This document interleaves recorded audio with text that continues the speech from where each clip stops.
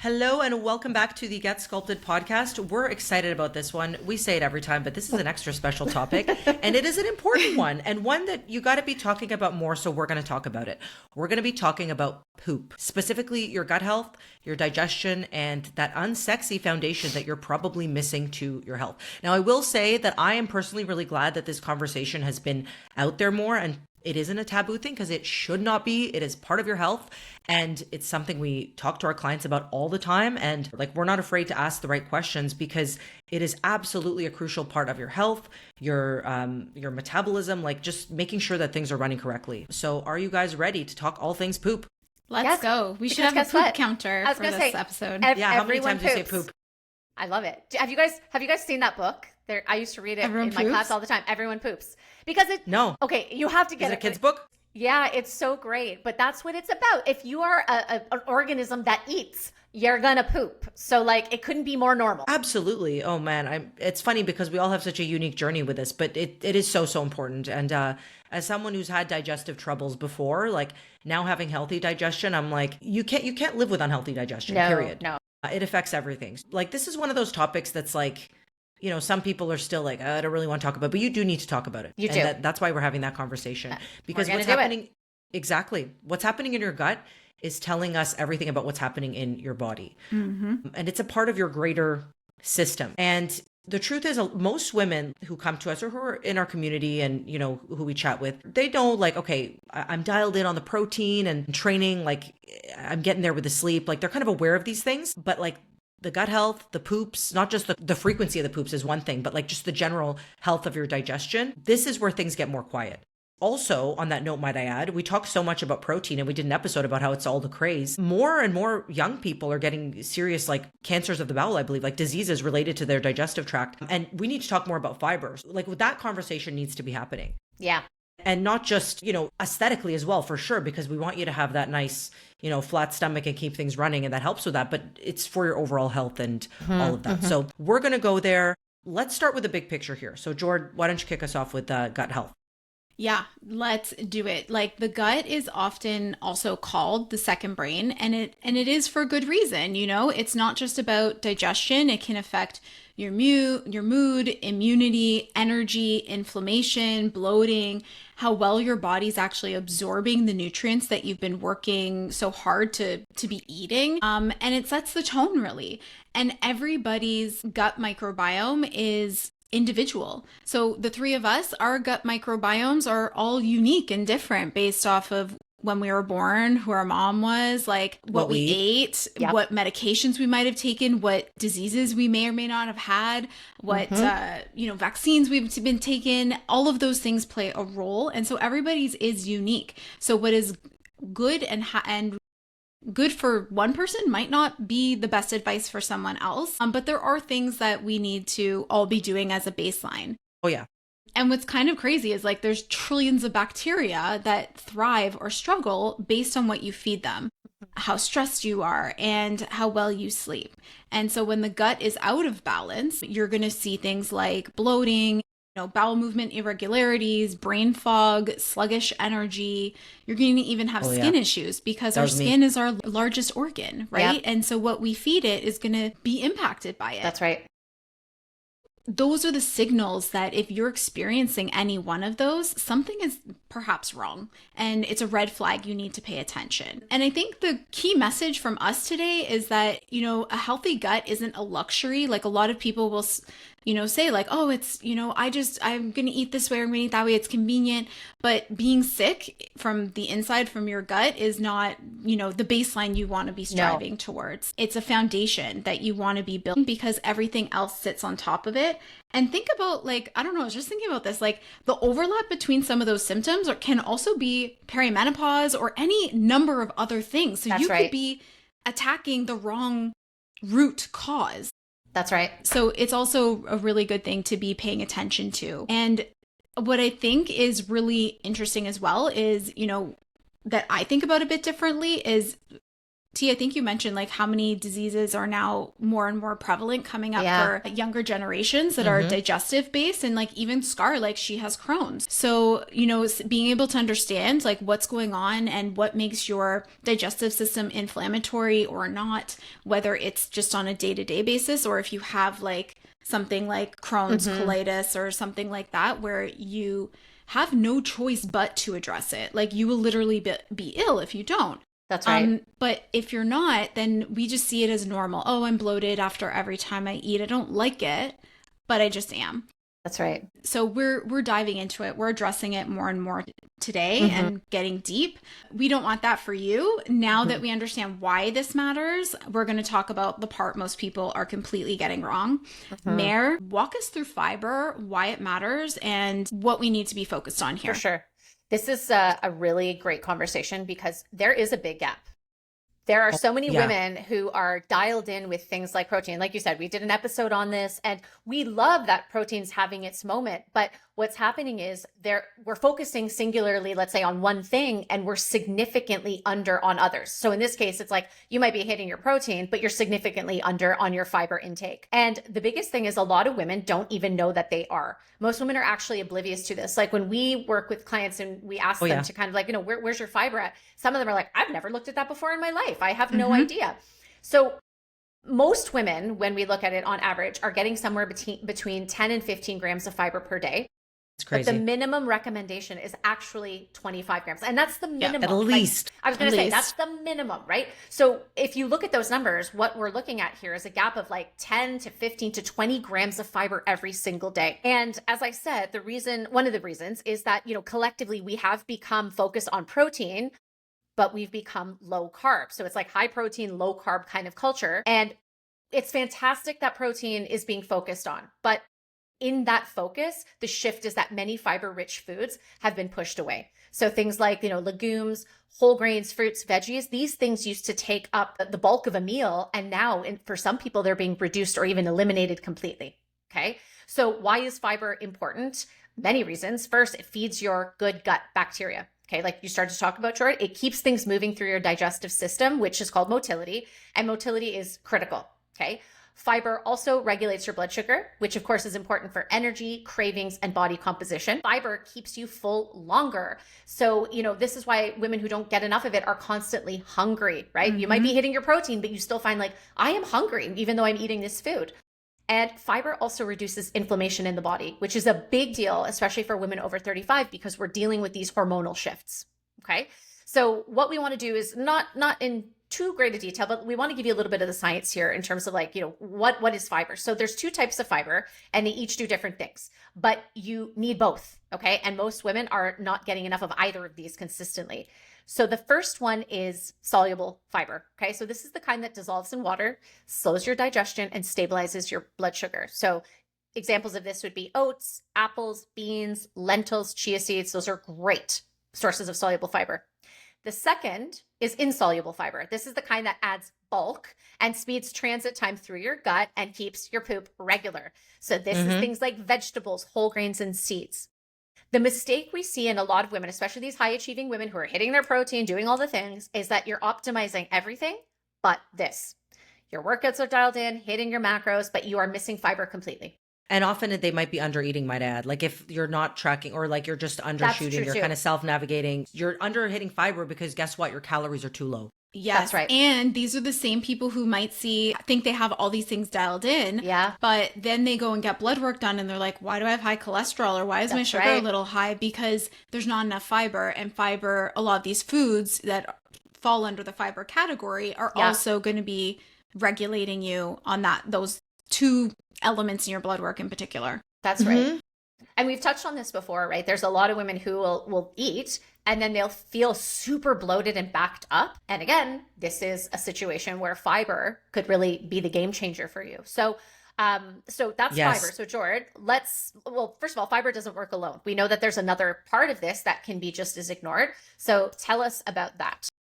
Yes. Okay. Fiber without water is like a broom with no handle. I like that little analogy. It's like you can't really push all the dirt away if you don't have the handle of the broom, the stick. Yeah. Something's gotta.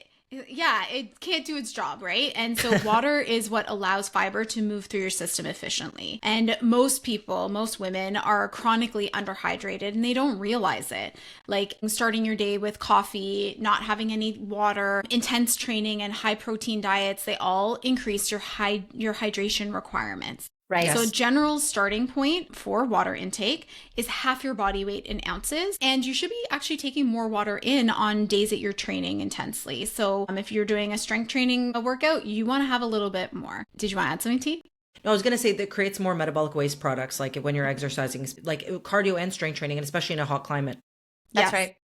And so if you're not drinking enough water, you're going to see some signs and symptoms like dark urine, some headaches, afternoon energy crashes, and of course, constipation. Yep. And this is like particularly for because there are a lot of women out there that are using GLP-1s for whatever their reasons are. Oh, yeah. Mm-hmm. If you are on a GLP-1, you want to double down on your protein, fiber, and water intake because you're slowing your digestion down with these drugs. And as a result, if you are not drinking enough water in particular, with whatever you are eating, you are not going to be a happy camper and you will not be pooping. You might even have things coming out, rushing out the other way.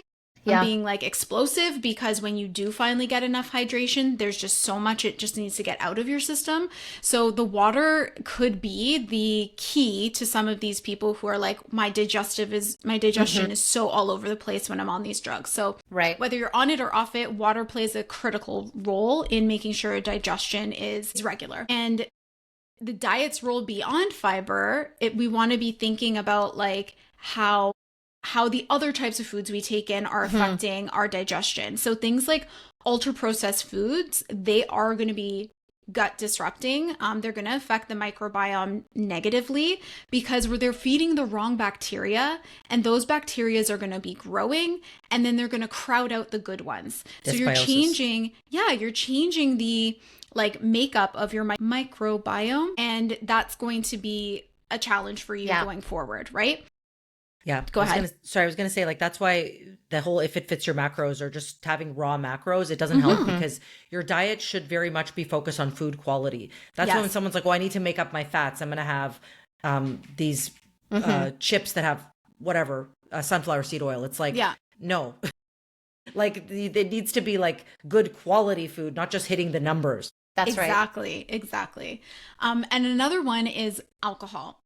Yeah. Alcohol is a gut irritant. It disrupts the lining, it alters the bacteria balance, and it slows motility, meaning you're not gonna poop as efficiently because it's slowing everything down. That's right. And we have an amazing episode coming up later this month about alcohol, and so you're going to want to stay tuned for that one, but this is like a really key one to be paying attention to. And the third one is artificial sweeteners, especially things like in protein bars and powders. If you're not using a high quality one, or you're just over ingesting these things, you will get bloated. You will have significant digestive disruption. And we see this all the time. People are coming in being like, I'm eating my macros in a deficit. I'm doing this. And it's like the second you take a look at a food diary and they're like, I have 2 scoops of protein powder and, 2 protein bars a day, and I'm, cooking with it and all that stuff. You're like, yeah, this is why you don't feel good. And within a few weeks of making that adjustment, they're feeling so much better. Yeah. Yeah. And so if you've been like, pay attention, if you have been like smashing those protein bars and wonder why your gut is pretty angry with you, now you know why. And there's this is the playbook to rectify that for you. One of the best things I did was stop eating those things. I'm going to be honest. I definitely have reframed that. Even when just a sidebar, but when I travel, I used to be like, it's handy. Now I'm like, Coach Becky, for example, will say like, just bring a turkey burger or whatever. And it's like, like, why am I not just going to eat meat? Even at home, it's like, I'm not going to eat those things. They're going to make me blow up, and it's not worth it. It's not worth it. And there's so many other great options out there that you don't have to overconsume these foods. They're meant as like a once in a while. Yeah, like a one. Yep. Yeah, in a pinch. Yep. Yeah, in a pinch. So there's one more major driver that most women completely overlook because it has actually nothing to do with food. I would love for you to give us a deep dive on stress and what happens when you underfuel. Oh my God, yes. I do want to lead with where I was. This was me. This was absolutely me. And you know what drove me insane? And all the times, okay, so let me take you back. I was vegan. This was, when did I go vegan? Like 15 years ago, something like that. And I was vegan for 5 years, but I also ate very, very little. So like almost no protein, but I ate super clean. It was not like the fake veggie burgers. Like I made my own everything from scratch, like my own veggie burgers, like fermented grains, like almond milk, like all of it. I made homemade ketchup, like from like sun-dried tomatoes. Wild. Absolutely. And I was eating more fiber and vegetables than anyone I know. So anyway, like I had very hard times with my digestion, like, and meaning like I would barely go to the bathroom, and like I was so skinny, but like super bloated. Yeah. Extremely bloated. And I remember I spent so much money and time going to like naturopaths, and they were like, okay, you're going to take 20 supplements and you're going to cut out eggs and dairy. And they all say the same thing. I'm telling you. Yeah. That's a sidebar. It's like, if they just tell you to cut things out that show up in this test, it's whatever test I took was like the things that you eat the most show up. So it was like, Yeah. you can't have this, you can't have that. And then I cut out even more foods. I was eating even less, and I was not going to the bathroom at all. And now in hindsight, like what I didn't know then, which I'll get to in a second, is like, number one, my stress was sky high, but I was also barely eating. So there was no food to actually move through the digestive tract. Perfect It was storm. like, hello, like, you know, I'm picturing like, you know, a water slide, and like, there's just no water. No water. So you're like, I'm like, I'm trying to make it through. Yeah, exactly. And then, you know what drove me insane is like, at the time I did have social media, and someone would be like, you should try more fiber. I'm like, excuse me? Like, I'm eating more fiber than all of your whole family combined. So like, I'm pretty sure I was eating, like, being vegan, you're eating only plants. Like I was eating a ridiculous amount of fiber. And like, the thing that I'm highlighting here to tell this story for is that like, it's sometimes not just that, because if you're under eating chronically, like it's not just even the fiber, but also it's the stress, which is what this leads up to. So if you're constantly in fight or flight, the gut and the brain are very closely connected through the vagus nerve. So if you're chronically stressed, your body's not going to prioritize digesting your food, because like rest and digest and fight or flight, like you're always going to be like, your body is literally going to direct its attention away from your visceral organs. So you're not going to be able to break down that food. And that is how I was all the time. And in hindsight, it was like constantly on edge. Like I remember I had poor sleep. Not that I would wake up early, not be able to fall back asleep, like never, ever able to digest anything. And now I'm like, it's crazy that like all of these expensive protocols and supplements, it was literally all just eating enough and reducing my stress. Like it would have helped all of it. And this is so relatable to the women we work with who are high achieving. They're high performers. They live full lives. They have demanding careers. Like they're busy, but they're pushing too much. And their thing is like this physical and mental stress, because all of it is perceived stress. Like we want to highlight that too, right? Because exercise is stress as well, which is another reason why we don't want to be overdoing like types of exercise that don't help you. Like when you're doing these group classes every day, you're fatiguing your body so excessively, that's adding more stress compared with like shave that down to half, but do it better. But all of these things are also contributing to that reduced gut motility. And like maybe you're doing all the right things and it's like the fiber's there, but like what about actually regulating your nervous system? Yeah.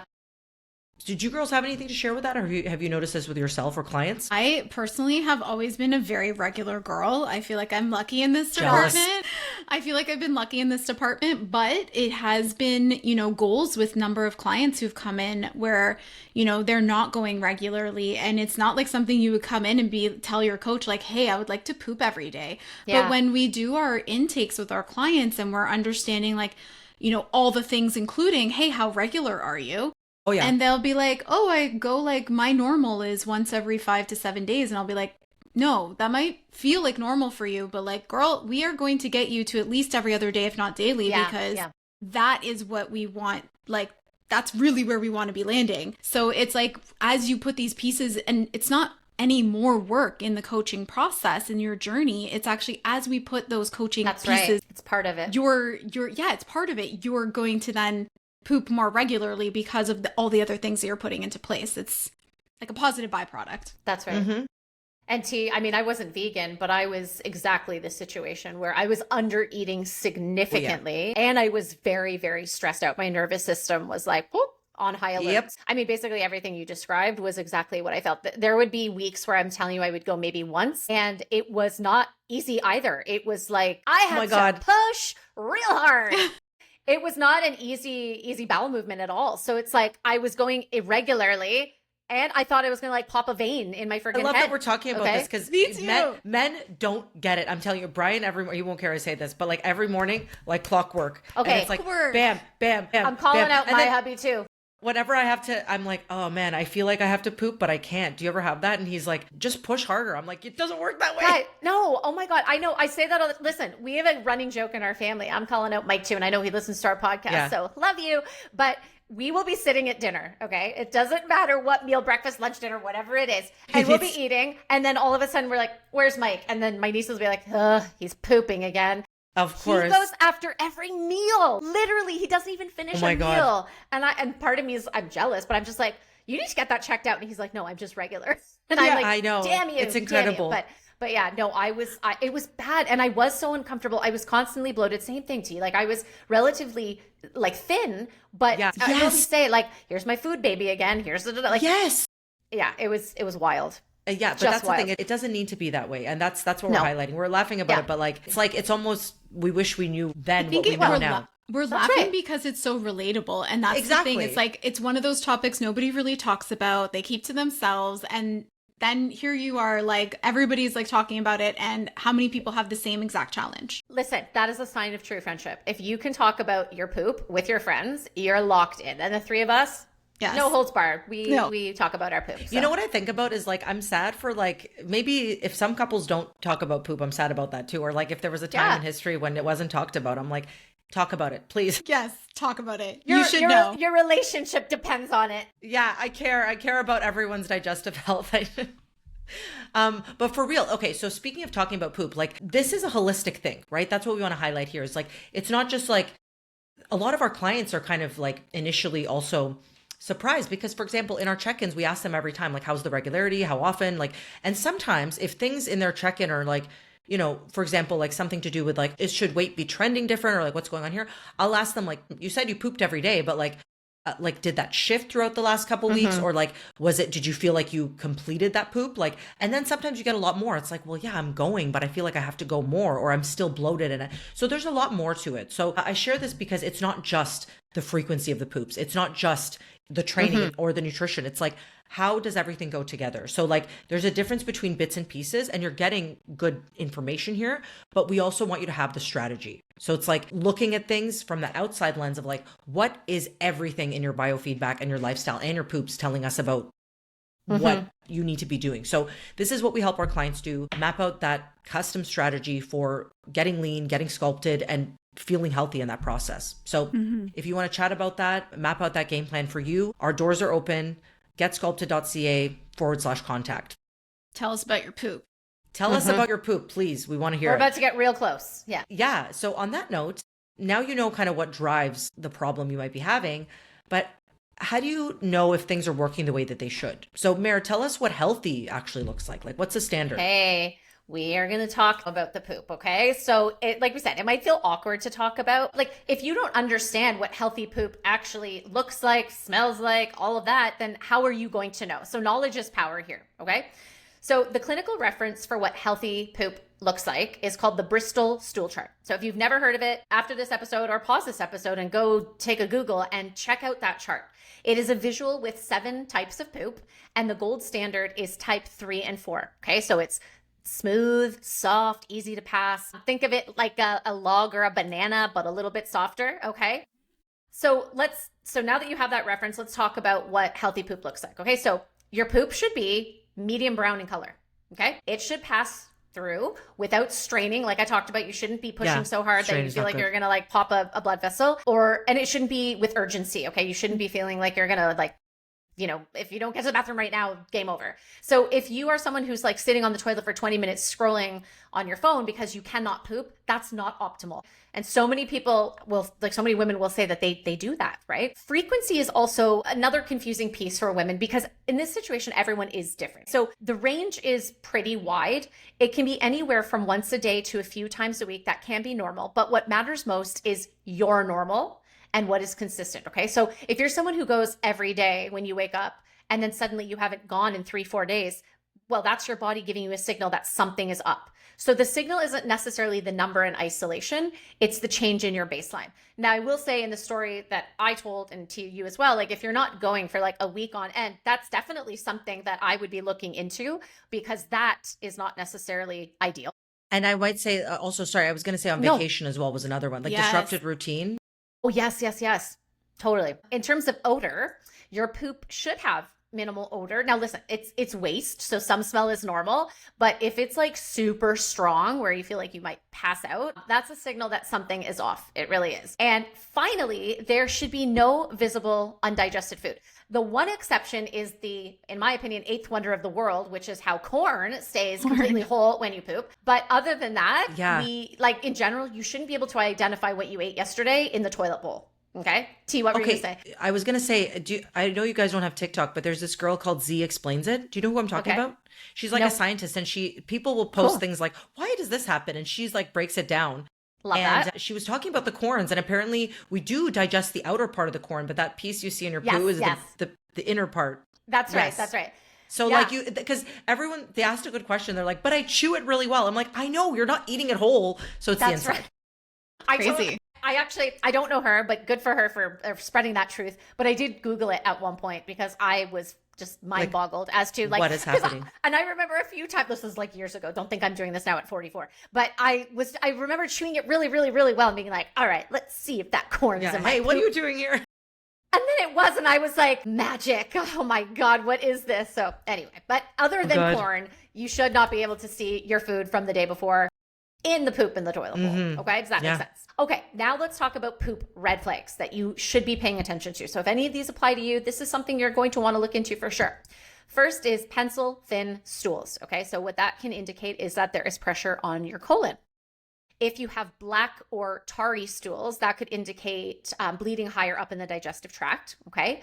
If you have consistently loose, or like I said, urgent stools, okay, where you're like fighting to get to the bathroom, that could be gut inflammation, food sensitivities, or like we talked about, stress. It could be a chronic stress response, okay? Going less than 3 times a week consistently could be a sign that motility is slowed and that your gut isn't moving the way it should. And we've touched on this as well a few times, significant bloating. So if you're in pain or cramping after meals, that is a red flag for sure, especially if it's, if it's not common and all of a sudden that's happening. Your body is communicating with you. And our body does communicate with us every single day, right? And one of those ways is your poop, which is why we have to have these conversations. Most women tune it out or don't want to talk about it or assume that, whatever they're going through is fine because it's always been like, I didn't think I had a poop issue way back. I just thought, wow, like I don't go off. In fact, I would honestly say at some points I was like, wow, I'm kind of lucky. I only go poop like once a week, but it's not. That's not ideal. So if you've never thought about this before, this is what we want this episode to be. It's like empowering you with the knowledge so you can start paying attention. Mm-hmm. So T, let's take the poop discussion and talk about some tactical takeaways. Like how can someone actually start to identify their poop and do something about it if they need to? For sure. So what we want to highlight here is we're painting with more broad strokes, obviously, but we do want to give that disclaimer. Like if you feel like you have digestive issues, and by all means, like speak to your healthcare provider. So we have noticed what this episode is really about is like there are some major heavy hitters that women are just not doing that are leading to less than ideal digestion. And more often than not, you're going to notice a ton of improvement by making sure your baseline's covered. And regardless of if you need further support with your gut, or maybe like some customization to your strategy, these are the ones that everyone should really pay attention to. Okay. Number 1 is do an audit of your fiber. Count your fiber for 3 days. Just 3 days. And by the way, this is what we do with our clients when they start now is like they do a diet recall for a week. And this helps us see like how much they've been eating in terms of calories, but also where their fiber is at as well. And most women are actually quite shocked at how far below that 25 grams that they fall without trying. And might I add too, I've had this with a couple clients as well who are like, I'm so hungry in this fat loss phase. And I'm like, okay, you're eating like 15 grams of fiber. And it's not a matter of overhauling your diet. It's a matter of incorporating something else or switching it up. Like, beans, I wish I could be their spokesperson. I love beans. I was telling Brian, we were eating soup the other day. I'm like, they thicken soups. They have iron. They have tons of fiber. They have like the prebiotic fiber, and they have, they're freaking delicious, and they're in several dishes, and vegetarians love them. Beans. Like we all love beans. Please eat them. Number 2, eat the rainbow. So this is another one that I always vent about is like, we really do need to vary the plants in our diet. Like a lot of us can be like just buying the same old veggies and plants or whatever, but like vary your diet. Like your gut health needs it. Like my favorite thing to do is at the farmer's market, be like, cool, I haven't eaten this in a while, or let me try this, and just find a way to make it or just incorporate it into your existing dishes. So different colored plants will feed different gut bacteria. The more variety, the richer your gut microbiome. So you want to add that diversity. So you want to aim for 30 different plant foods a week. But it sounds like a lot, but remember this, things like your herbs and your spices, different colored peppers, these all count. And my favorite trick is buying the frozen vegetables cut up. Oh, yeah. I'm telling you, Costco, they Game have this. changer. The Primavera, the Mediterranean one. Like, I'm telling you, in omelets, in soups, all of it, it's already cut up. Like, that's no right. cutting board, even better. 3, water before coffee. This is like an always, always, always rule. Yes. Wake up in the morning and start your day with 500 milliliters of water before you have that coffee. Like, hydrate first, plain and simple, make it happen.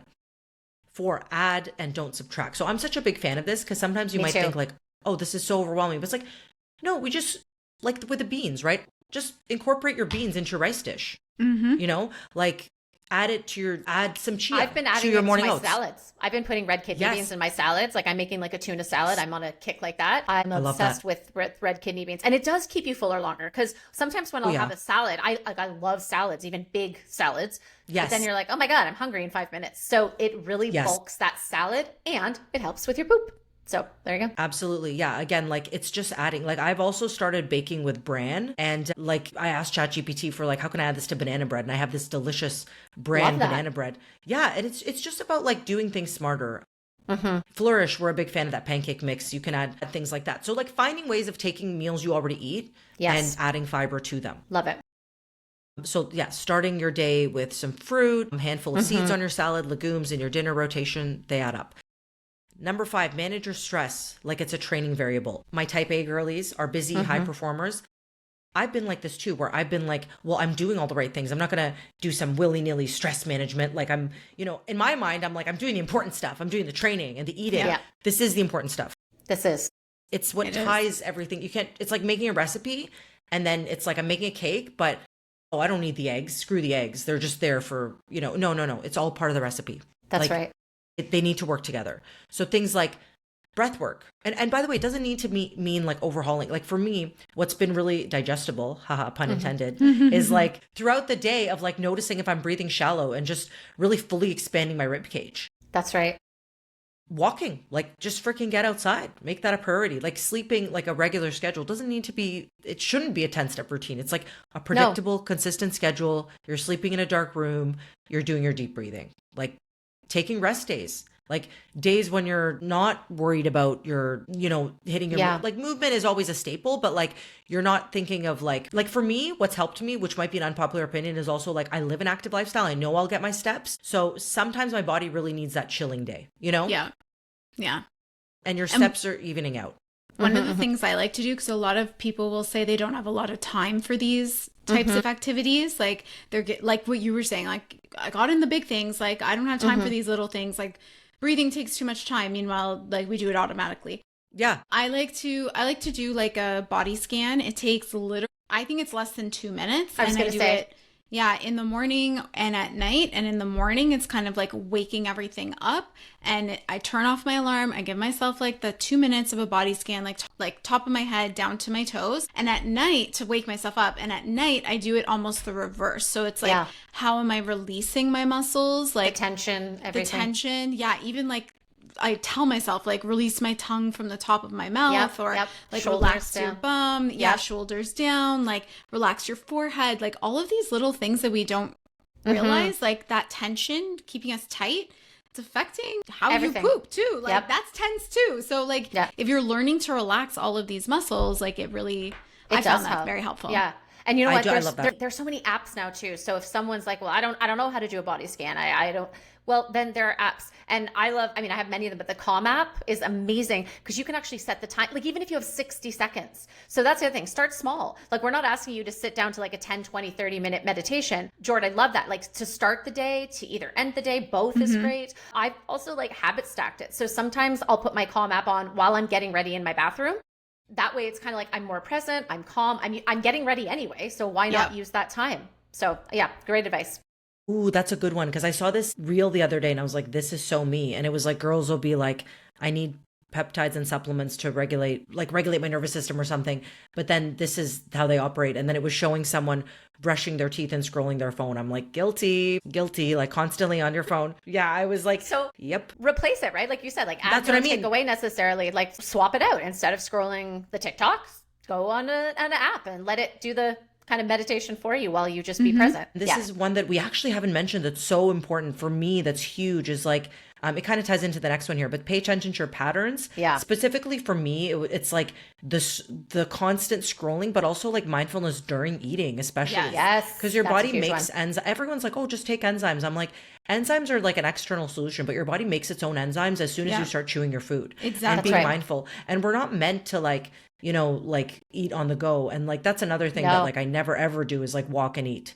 Is like, just, if you even get like an ice cream on a nice day, have a seat and eat it. Like, we're big on that. Or like when you're eating a meal, like don't scroll and eat. Like we're meant to chew your food. Chew your food. I know, exactly. And I'm a fast eater by nature. I don't even think about it. It's just, I feel like I'm very like, okay, this wasted time. Go to the next thing. Yeah, exactly. So slowing down and start noticing how your body feels after certain meals. Like pay attention to like the fluctuations. Like I noticed, actually, it's funny because this is why it's unique. Like my fiber jumped up. I ate significantly more than I normally do one day. Like I normally have around 28 to 30, let's say, and I had like 35 one day. And I was kind of really uncomfortable. Like I was too full. So it was kind of like, it wasn't like, it was just a note to myself. You know what? I got to be kind of mindful of like, if I'm eating this soup for lunch, like I can't have Raisin Bran later because it's going to really, like it's also... Yeah, you're just paying attention to your foods and how they make you feel. And Mare, to your point with the salads, like something I've done before is like, and I know bodybuilding people are guilty of this, is like the big volume salad, but very low fiber. It's like, it's going to be making you uncomfortable because it's so much water and volume, but no fiber. That's right. Yeah. All right. So we want to summarize this here for you guys.